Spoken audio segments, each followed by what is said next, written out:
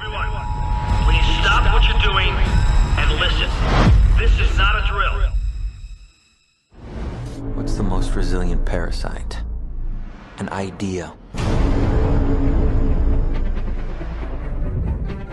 A single idea from the human mind can build cities.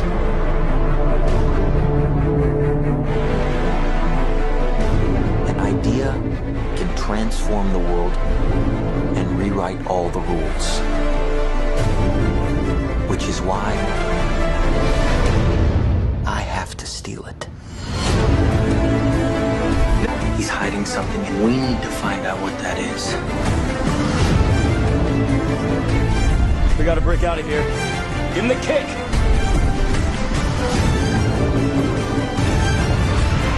This was not a part of the plan! Wake me up! Wake me up!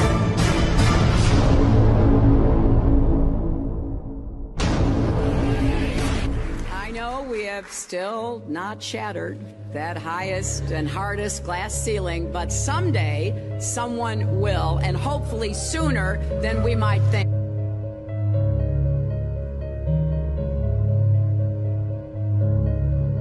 As the galaxies go whizzing by over the glass domed ceiling. Now tell me that doesn't work for you.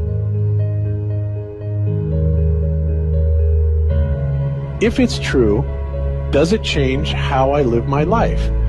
This is something that is not an easy answer because of the magnitude of what we're talking about here.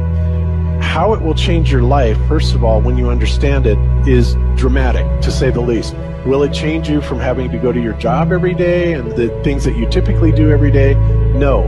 But when this knowledge becomes more mainstream and these agencies are starting to be held accountable, and you understand that they're all participating in this, not just the United States government, not just NASA, but China, Russia, India, all of them have space programs. They all have the same symbolism. They're all doing the exact same thing to their citizenry. And the first thing you have to understand about this is that the deception goes all the way to the top. And when I say all the way to the top, you have to kind of get rid of the notion that the people at the very highest levels are working together.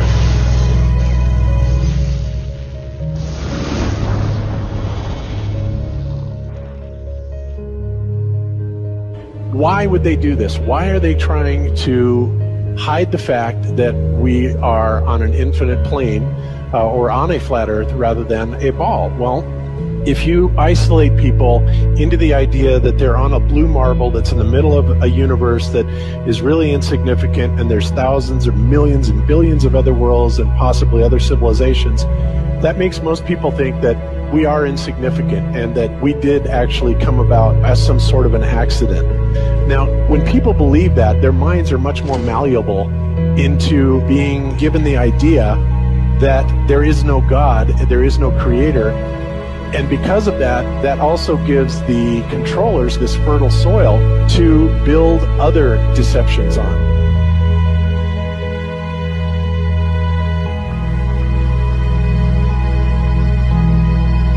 Why do you think that Truman has never come close to discovering the true nature of his world until now? We accept the reality of the world with which we're presented.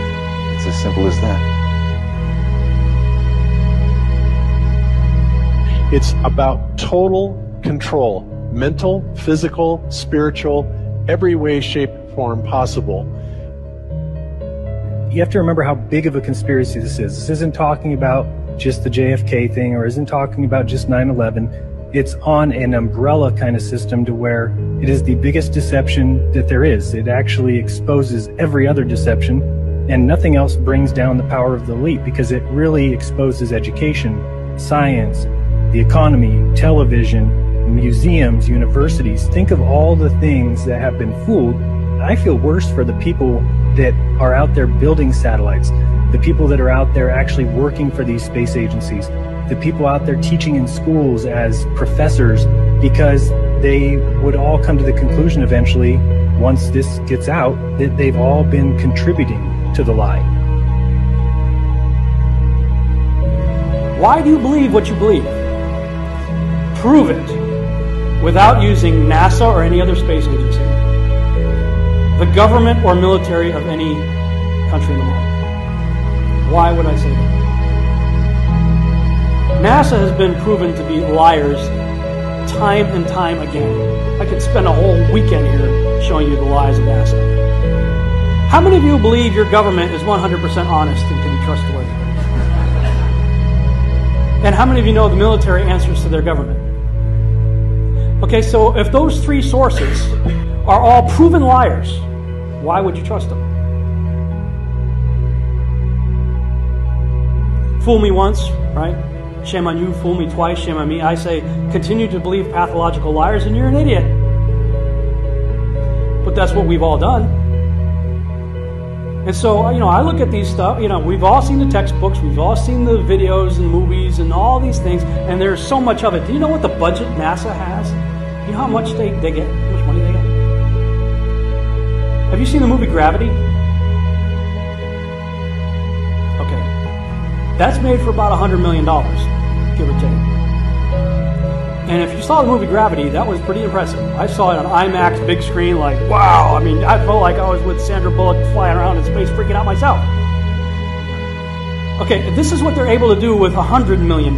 What are you able to do with tens of billions of dollars a year since the 60s? Now, in my opinion, we're being lied to not only about the shape of the Earth, we're being lied to about the very nature of reality itself. In 1954, Admiral Richard Byrd, a highly decorated naval officer, conducted an interview where he alluded to the idea that there may very well be land beyond the poles. Admiral Byrd, you've been to both the North Pole and the South Pole. Is there any unexplored land left on this Earth that might appeal to adventurous young Americans? Yes, there is. But strangely enough, there's left in the world today an area as big as the United States that's never been seen by a human being. And that's beyond the pole, on the other side of the South Pole, from Middle America. And I think it's quite astonishing that there should be an area as big as that unexplored. It's a tremendous So there's a lot of adventure left down at the bottom of the world. Well, Admiral, do you hope to see that? We don't know.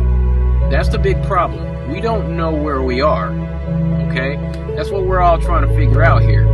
But there is the Antarctic Treaty where, 53 or so nations have signed saying that no one's going to lay claim to Antarctica and that there are massive restrictions for travel there. You can't just get up and go to Antarctica on your own.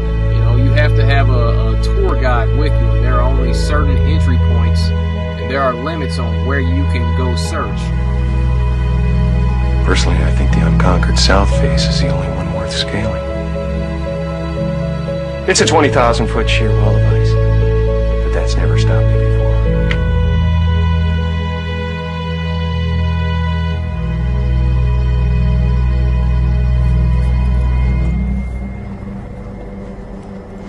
Welcome.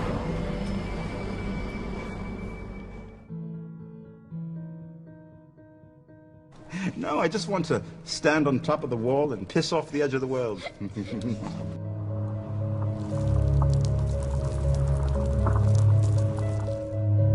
What difference does it make? What difference does it make? Yeah, that's their favorite line. Got a lot of people, what difference does it make? You can't figure out what difference it makes? If you can't figure out what difference it makes that the people running your world of lying to you over and over your whole life, if you can't figure out that someone lying to you is trying to control you, suppressing of information, of knowledge is control. Deception of information and knowledge is a form of control. So what difference does it make? It makes a big difference, because once they start omitting information or lying about information about where you live, they're doing it to control you. Period. Why am I having to explain this to critical thinkers in the truth movement? The way you control billions of people is to keep them divided and fighting each other. Flat Earth is not a psyop. Flat Earth destroys the psyop. Every psyop has been used to to control us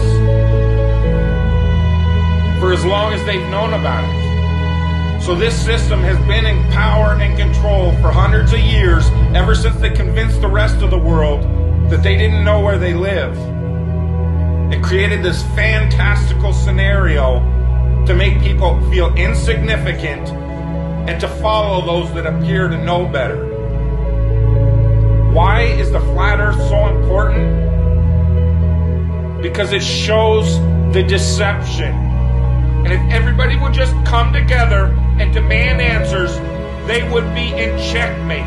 They would not know what to do.